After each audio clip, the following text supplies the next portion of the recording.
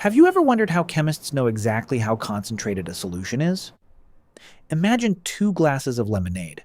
Both glasses contain sugar, but one tastes much sweeter than the other. Why? Because one glass contains more sugar dissolved in the same amount of liquid. Chemists measure this concentration using something called molarity, and by the end of this lesson, you'll be able to calculate molarity just like a real chemist. Let's begin. What is molarity? Molarity tells us how many moles of a substance are dissolved in 1 liter of solution. In simple words, molarity measures the concentration of a solution. The symbol for molarity is capital M. The formula is molarity equals moles of solute divided by volume of solution in liters. Now let's understand the important words in this definition. A solute is the substance being dissolved. For example, if salt is dissolved in water, salt is the solute.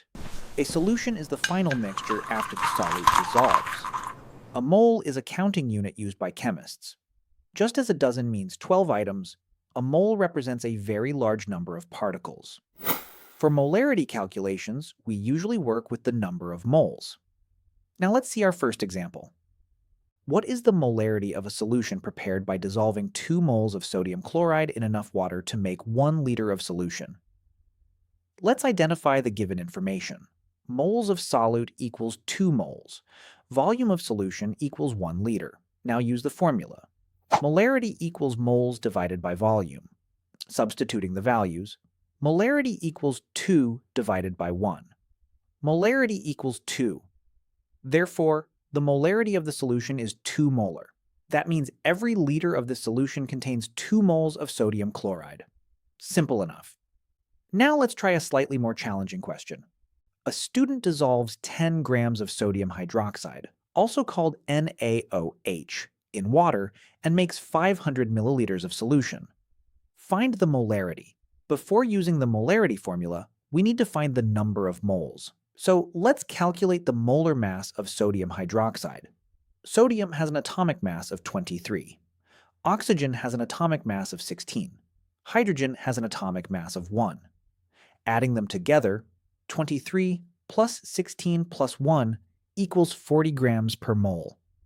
Now calculate moles. Moles equal mass divided by molar mass. Moles equal 10 divided by 40. Moles equal 0.25. Now look at the volume. The volume is given as 500 milliliters, but molarity requires liters. So convert milliliters to liters. 500 milliliters equals 0.5 liters.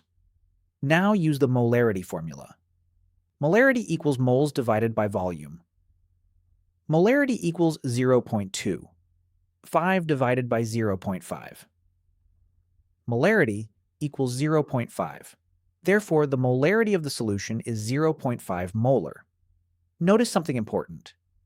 Many students forget to convert milliliters into liters. That is one of the most common mistakes in molarity problems. So, thank you everyone for watching. I hope you enjoyed this video.